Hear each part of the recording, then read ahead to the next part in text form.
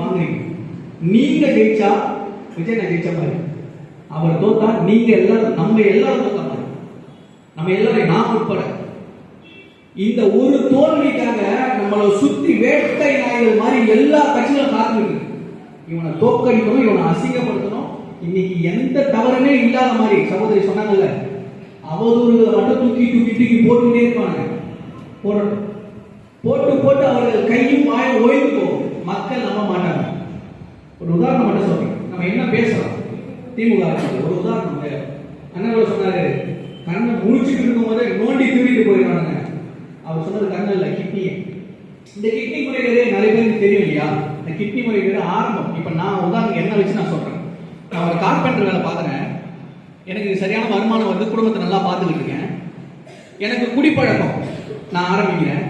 குடிப்பழக்கத்தால சரியா வேலைக்கு போக முடியல, சரியான வருமானம் இல்லை, என் உடல்நிலை கெடுது. வீட்டில் படிப்புக்கு கடன் வாங்க வேண்டியிருக்கு, மருத்துவ செலவுக்கு கடன் வாங்க வேண்டியிருக்கு. அந்த கடனை கொடுக்கறதுக்கு ஒருத்தன் வருவான், அதிக வட்டிக்கு நான் கடன் தரேன் நீ பண்ணுப்பான். அந்த வட்டியை கட்ட முடியாது, கடனை கட்ட முடியாது. சரி வா ஒரு கிட்னியை கொடு, 5 லட்ச ரூபாய்க்கு நான் வித்து ஒரு காசு தரேன், என் கடன் அடிச்சு அப்படிம்பான். அந்த கிட்னியை 50 லட்ச ரூபாய்க்கு அவன் வித்து அவன் சம்பாதிப்பான். நான் முதல்ல இருந்து சொன்னல, நல்லா வேலை செஞ்சுக்கிட்டு என்ன குடிக்க வச்சவன் ஒருத்தன், அவன் தான். அதே குடிச்சுக்கிட்டு இருந்தவனுக்கு வருமானம் போக வச்சவன் அவன் தான், ஒருத்தன் தான். அவனே நான் சொன்னான், நான் கடன் தரேன் உனக்கு, வட்டி மட்டும் நீ கொடுன்னா உதவி பண்ற மாதிரி. அந்த ஒருத்தன் அவன் தான். கிட்னிய வித்துட்டு என் கடன் அடிச்சிருன்னு சொன்னான், அதுவும் அவனே தான். இதை செஞ்ச எல்லாமே ஒருத்தன் தான். இந்த செஞ்ச எல்லாம் ஒருத்தன்.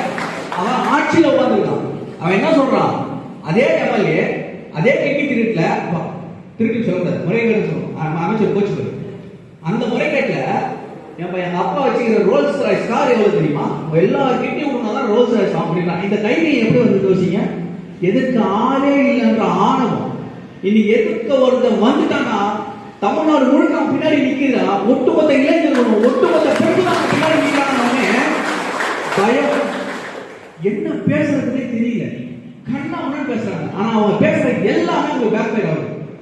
இந்த பக்கம் ஒரு சர்வே எடுத்து அவங்க இவ்வளவுதான் சொல்லு, இந்த பக்கம் ஒரு சர்வே எடுத்து தோத்துருவாங்க சொல்லு, இந்த பக்கம் யாரும் கூட்டணிக்கே வரலன்னு சொல்லு. ஆரம்பத்துல இருந்து எங்களுக்கு கூட்டணி வந்தாதான் நாங்க நிப்போம்னு சொல்லல, யாரு வந்தாலும் சேர்த்து